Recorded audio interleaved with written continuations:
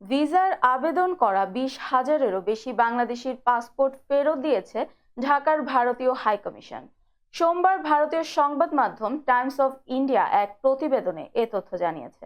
প্রতিবেদনে বলা হয়েছে, সর্বশেষ খবর অনুযায়ী 20,000-এর বেশি বাংলাদেশির পাসপোর্ট ফেরত দেওয়া হয়েছে।